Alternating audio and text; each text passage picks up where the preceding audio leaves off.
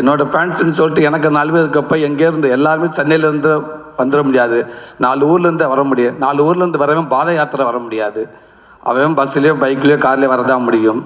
பஸ்ஸுலேருந்துலாம் வர்றாங்களா சூரிக்கு fans அப்படின்றாங்க. இப்போ நான் மதுரையிலேருந்து வரேன், பஸ்ஸில் வராமல் எதில் வருவேன்? அதனால் உங்களுடைய சப்போர்ட் இருக்கிற வரைக்கும் இன்னும் என்னோடய ரசிகர்கள் அதிகமாகிட்டே இருப்பாங்கன்னு நினைக்கிறேன். லவ் யூ தம்பிகளா, தேங்க்யூ. இப்படி ஒரு படத்துக்குள்ளே நான் இருக்கிறேன். எவ்வளோ மேடைகள் எவ்வளோ படத்தில் நடிச்சிருக்க முடிஞ்ச அளவுக்கு அதுக்கான பாராட்டுகள் எல்லாமே நான் வாங்கியிருக்கேன், நான் நின்றிருக்கேன்.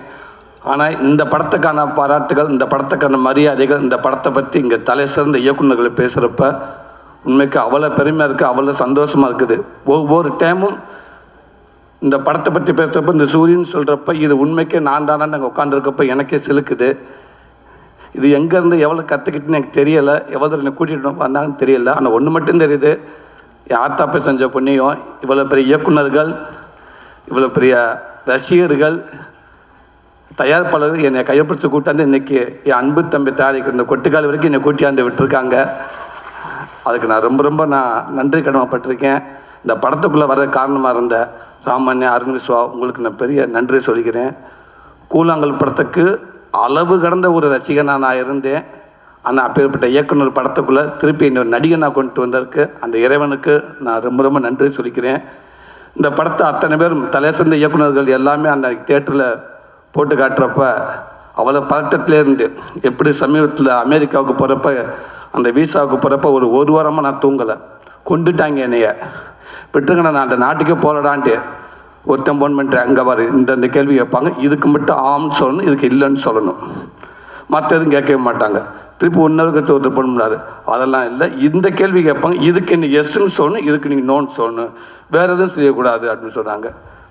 ஃபங்க்ஷனுக்கு அப்புறங்கன்னு கேட்டால் ஆமான்ட்டு, வருமா சம்பளமா உங்கள் பேமெண்ட்டுக்கு கேட்டால் இல்லைன்னு சொல்லணும். இப்படி நிறைய விஷயம் சொல்லியிருக்கோம், மறந்துடுவேன். அவங்க சொல்லி கொடுத்த 1/2 மணி நேரத்தில் இன்னொருத்தனை மாற்றி விட்டு போயிடுவேன். இவன் சொன்னால் மறந்துடுவேன். இந்த 5 நாள் 4 நாள் ஆச்சு, 3 நாள் ஆச்சு, 2 நாள் ஆச்சு, 1 நாள் ஆச்சு. அன்றைக்கி நைட்டு ஃபுல்லாக தூங்கலை. காலையில் எந்திரிச்சு காலையில் ஏறி உட்காந்து பதட்டத்தோட உச்சமாகவே இருந்து அதே அந்த ஒரு வாரம் பேசின 10 பேர் இங்கேருந்து ஒரு 1/2 மணி நேரத்துக்குள்ளே பேசுகிறாங்க, மாற்றி தலைவா விட்டுருங்க தலைவா, டோட்டலாக மறந்துருச்சு, நானாக போய் நின்றுவேன் தலைவா, என்னை தானே கேட்கட்டுன்னு சொல்லியிருக்கல. அங்கே ஒரு கண்ணாடி இருக்கும், கூட்டி போவாங்க, 3 அடிக்கு தள்ளி நிற்கணும், அந்த பக்கம் ஃபர்னஸ் இருப்பாங்க, நீங்கள் எங்கே போகிறீங்க, எதுக்காக போகிறீங்க, ஃபெட்னாவை எல்லாம் கேட்பாங்க. சொல்லி பதட்டத்தை உச்சமாக போச்சு. அங்கே போய் அப்படியே நின்று என்ன பேசணும்னு தெரியலை. எனக்கு முன்னாடி ஒரு நல்ல பயங்கரமாக பிரில்லியண்ட்டான ஒரு அம்மா போய் நின்றுச்சு. அவங்க கேட்குற கேள்விக்கு அது பயங்கரமாக ஒரு மாதிரி பதட்டமாகிடுச்சு. நான் அப்பயே முடிவு பண்ணிட்டு, இந்த அம்மாவே போல் பதறது, நம்ம வந்துட்டு ஒரு செகண்டில் வெளில தூக்கிப்பட்டு போயிடுவாங்க நம்ம பையில் அப்படின்னு நினச்சேன். 4 வார்த்தையும் கேட்டாங்க. அவங்க சொன்ன மாதிரி கரெக்டாக ஆமான்ட்டேன். ஆமாம் எஸ் எஸ் எஸ் ஃபங்க்ஷனுக்கா yes, payment no no no no yes okay thank you அப்படின்ட்டாங்க. கடவுளே அப்படின்னு அந்த பதட்டம் மாதிரி எனக்கு இத்தனை இயக்குனர் அன்றைக்கி படம் பார்க்குறப்ப அவ்வளோ பதட்டமாக இருந்துச்சு. இவங்கெல்லாம் படம் பார்த்துட்டு என்ன சொல்ல போகிறாங்களே அப்படின்னு நினச்சேன். அத்தனை பேரும் அன்றைக்கி அவ்வளோ சொன்னாங்க. பி.சி. ஸ்ரீராம் சார்லேருந்து அவ்வளோ பேர் அவ்வளோ சொன்னாங்க. இன்றைக்கி தலை சிறந்த இயக்குநர்கள் சினிமாவை இன்றைக்கும் சரி எடுத்து பார்த்தா முக்கியமான இயக்குநர்கள் இருக்கிற அத்தனை பேரும் இங்கே இருக்காங்க. அவங்களுடைய மிகப்பெரிய ஆசிரியர்கள், ரைட்டர்கள், நல்ல பார்வையாளர்கள், நல்ல படைப்பாளிகள். அவங்க படம் பார்த்துட்டு இந்த படத்தை இவளுக்கு சொல்கிறப்ப தெரியல, இதை விட எனக்கு வேறு என்ன வேணும்னு தெரியலை. கண்டிப்பாக எனக்குன்ற தாண்டி இந்த மக்கள் நீங்கள் கொண்டு போய் கண்டிப்பாக அவங்க சொல்ல எல்லாமே உண்மை. ஏன்டா ஒவ்வொரு ஆடியோ ஃபங்க்ஷனுக்கு வர்றப்ப அந்த படத்தை பார்த்துருக்க மாட்டாங்க. ஆனால் ஓரளவுக்கு அந்த இயக்குனர் படைப்பை வச்சு சொல்லுவோம். ஆனால் இந்த படத்தை இன்றைக்கி பேசினவங்க அத்தனை பேருமே இந்த படத்தை பார்த்துட்டு அவ்வளோ சொல்கிறாங்க.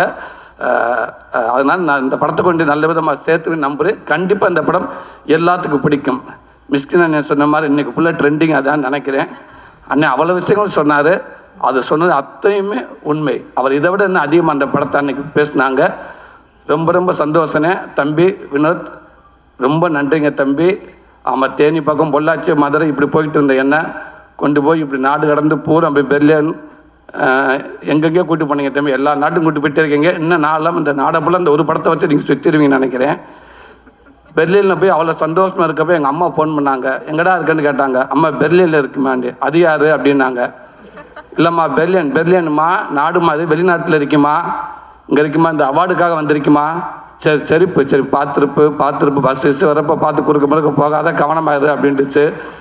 என்ன வேணுமான்னு கேட்டேன். கோடாலி தையில் இருந்தால் வாங்கிட்டு வாடா, முட்டி வலிக்குதுடா அம்மாவுக்குட்டுச்சு. அவ்வளவுதான். அந்த தாய்க்கு அதுதான் தெரியும், அதுக்கு வேறு எதுவுமே தெரியாது.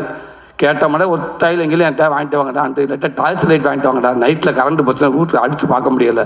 இது தான் கேட்கும். இன்றைக்கி அவ்வளோ பெருமை இருக்குது. தேங்க்யூ தம்பி. இப்படி படத்தை கொடுத்த என் அன்பு தம்பி சிவகார்த்திகேயன். உங்கள் கூட வந்து தோத்தா தெரு கோடி இன்னும் பல படங்களும் உங்கள் கூட நடிச்சிருக்கேன். எனக்கு குழந்தைகள்லேருந்து நிறையா ரசிகர்கள் இருக்காண்ட கண்டிப்பாக நான் அடுத்து சொல்லுவேன். அதில் ஒரு 80% நான் உங்கள்கிட்ட எடுத்திருக்கேன்னு சொல்லலாம். அதான் உண்மை. உங்களுக்கு வந்து அந்த ரசிகர்கள் தான் எனக்கு அவ்வளோ பேர் எனக்கு இருக்காங்க. என் அன்பு தம்பி, அதுவும் நீங்கள் எடுத்த படத்துக்குள்ளே நானே கதை நான் நினைக்கப்ப ரொம்ப பெருமையாக இருக்குது. தேங்க்யூ தம்பி. லவ் யூ தம்பி. மிஸ்கின் அண்ணா சொன்ன மாதிரி இந்த மாதிரி நீங்கள் நினச்சதே பெருமை தம்பி. தேங்க்யூ அண்ணா பேனா. ரொம்ப சந்தோஷம். உங்களுக்கும் தலை சிறந்த ஒரு அற்புதமான ஒரு நடிகை. ஆனால் என்ன நீங்கள் நடிக்கிற பார்க்கவே முடியலை. ஏன்னா அப்படியே இயல்பாகவே இருக்கேங்க நீங்கள் ஃபுல்லாக. அதே தான். ஒரு டைலாக் கூட பேசாமல் நான் வினோத்திட்டா தான் கேட்டேன். நான் டைலாக் பேசுனேன், ஓகே, அப்பப்போ கூப்பிட்டு கேட்குறேன். அவங்களே உங்களை கூப்பிட்டு ஓயாமல் கேட்டுகிட்டே இருக்காங்கன்னு. இல்லைண்ணே, இந்த இடத்துல இந்த மூடுக்கு நான் எப்படி இருக்கணும், இந்த இடத்துல நான் என்ன ரியாக்ட் பண்ணணும். அவர் அங்கேருந்து நடந்து வர்றப்ப என்னுடைய கவனம் நான் அங்கே இருக்கணும், ஆனால் என் கவனம் அவன் மேலே இருக்கணுமா, இல்லை எங்கள் அம்மா மேலே இப்படி ஒரு விஷயத்தை அவங்க கேட்குறாங்கன்னு சொன்னாங்க. உண்மைக்கு சூப்பர். அது அவ்வளோ இடத்துல நீங்கள் இருக்கீங்கன்னு நினைக்கிறேன். ரொம்ப சந்தோஷம். இந்த படத்தில் ஒர்க் பண்ண அத்தனை பேர் மதுரை நடிகர்கள் அவ்வளோ பேருக்கும் என்னோட மனமார்ந்த நன்றியை தெரிவிச்சுக்கணும். இப்படி நல்ல வாய்ப்பு கொடுத்தது என் அன்பு தம்பிக்கு ரொம்ப நன்றி. தேங்க்யூ தம்பி.